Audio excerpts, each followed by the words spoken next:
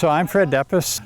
I have a history with working on groundwater through groundwater guardians out of Calumet County, and I'm 72 years old, so I've had an opportunity to take a look at what has transpired over the last 40, 50 years. I realize the importance of groundwater because it does come from somewhere, obviously, and when we have this source of groundwater which is down below us and it's brought up, we want to be very careful, I thought, about what we're doing when we put things, chemicals, fertilizer, whatever, onto the top of the soil to where it's eventually going to get down into the groundwater that we drink. I have children, I have grandchildren, and I want them to have the same quality of life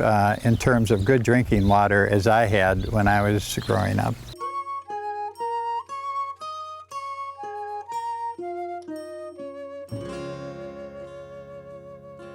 Hi, I'm Stephanie Prowitz, and I'm Executive Director for the Green Lake Association. We're a nonprofit organization that we really focus on preserving and protecting Green Lake. And several years ago, we realized that that requires that we think beyond the perimeter of the lake. So we've really extended a lot of our efforts into the entire watershed, which is 107 miles that drain to the lake.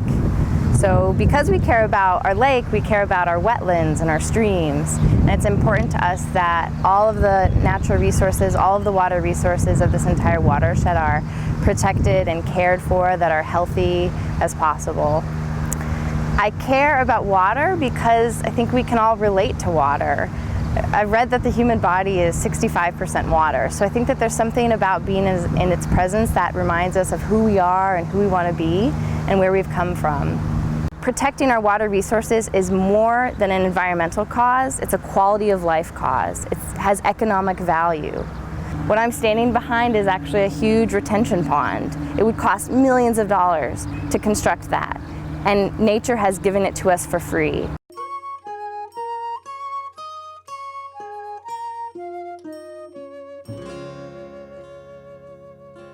Hi, I'm Mary Plattner. I'm at Moon Lake in the town of St. Germain in Vilas County, Wisconsin. We have a beautiful seepage lake here, 132 acres. The first thing I do is when I get up, I put on my bathing suit and I go down my pier, and you may not believe, but at 82 I can still dive off the end, and I swim about 200 yards down to the next neighbor's pier and back again.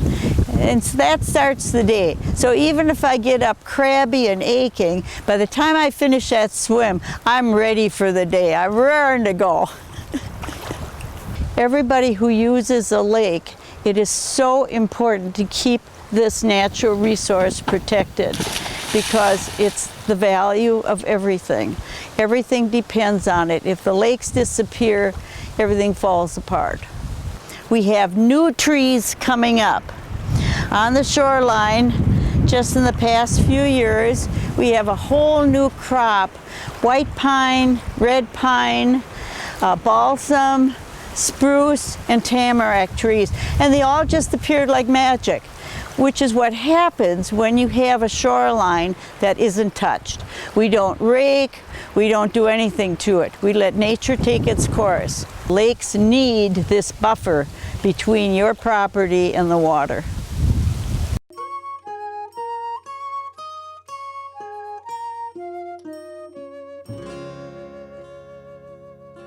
I think healthy waterways really start with conversations.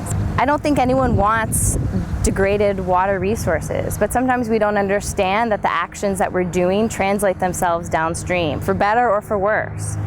So starting conversations with municipalities, with farmers, with landowners can be really enlightening and really surprising. There's a lot of power to an unconventional partnership. It's very important that the programs are at the local level.